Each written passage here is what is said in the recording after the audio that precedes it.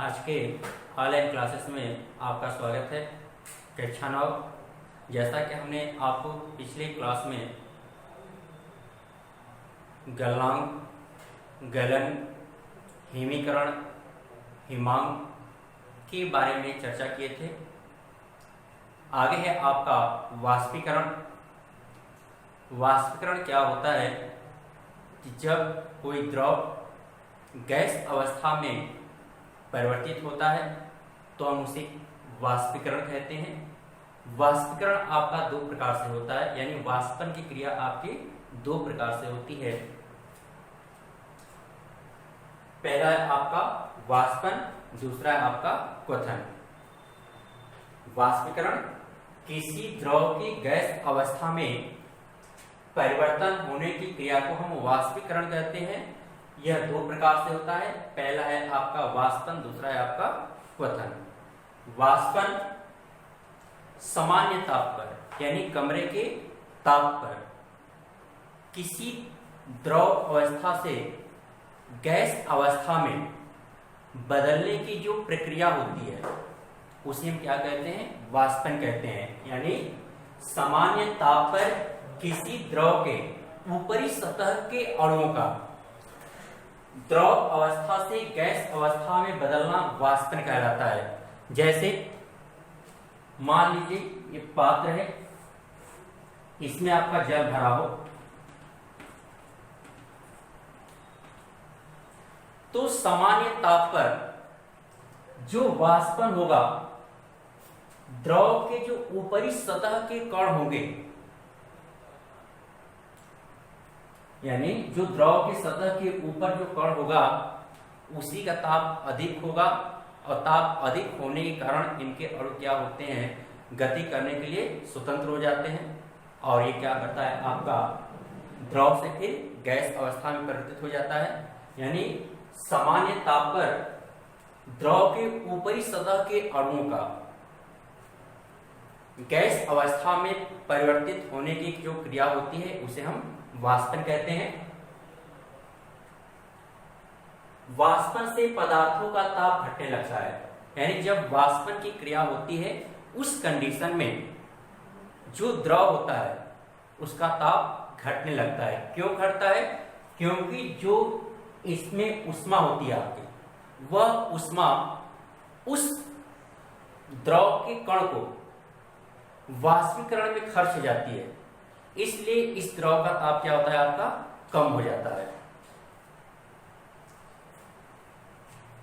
वाष्पन से पदार्थों का ताप घटने लगता है। यही कारण है कि गर्मियों के दिनों में शरीर से पसीना निकलने पर हमें ठंडक महसूस होती है।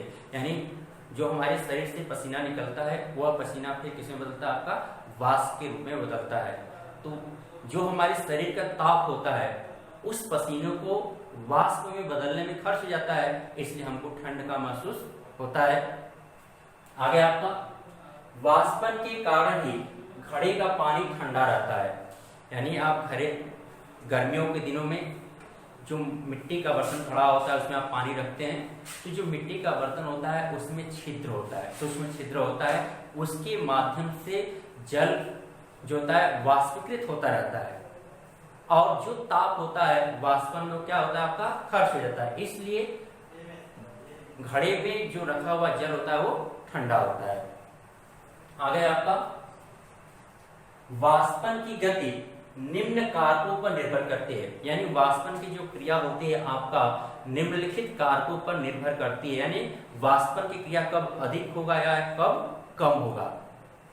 पहला है आपका ताप पर, यानी हम ताप जब अधिक होगा तो वाष्पन की क्रिया अधिक होगी, ताप कम होगा तो वाष्पन की क्रिया कम होगी।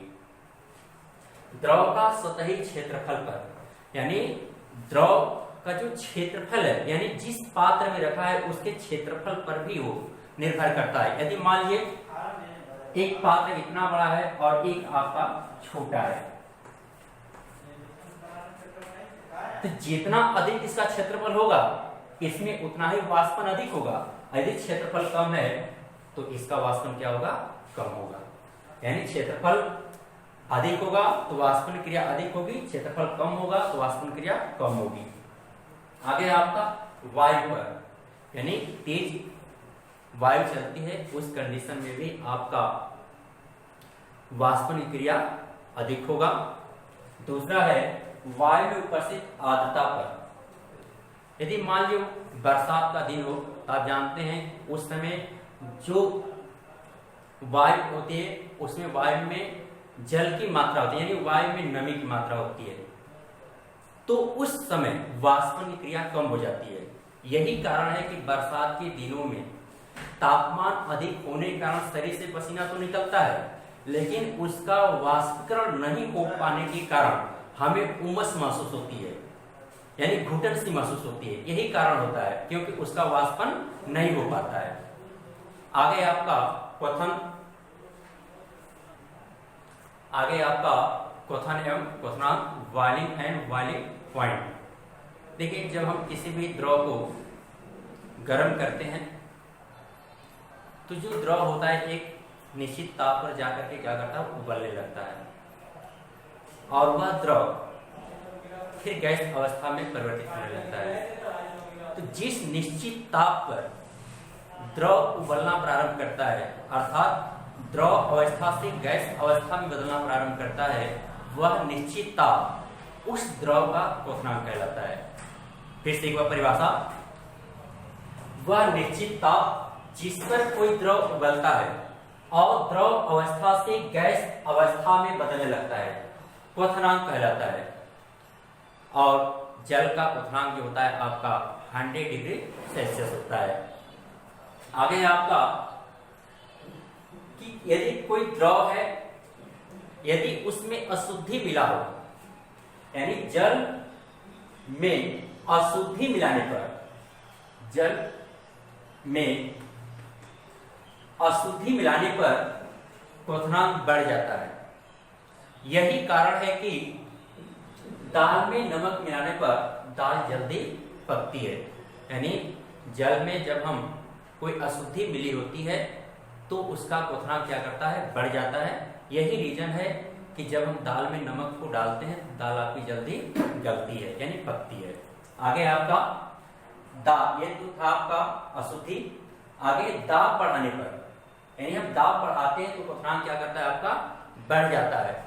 यही कारण है कि प्रेशर कुकर में, यानी जो प्रेशर कुकर होता है उसमें जो दाल या कोई भी आप भोज्य पदार्थ रखते हैं वो जल्दी क्या करता है, आपका पकता है, क्योंकि उस पर दाब क्या होता है, अधिक लगता है, और अधिक लगने के कारण उसका क्वथनांक बढ़ जाता है।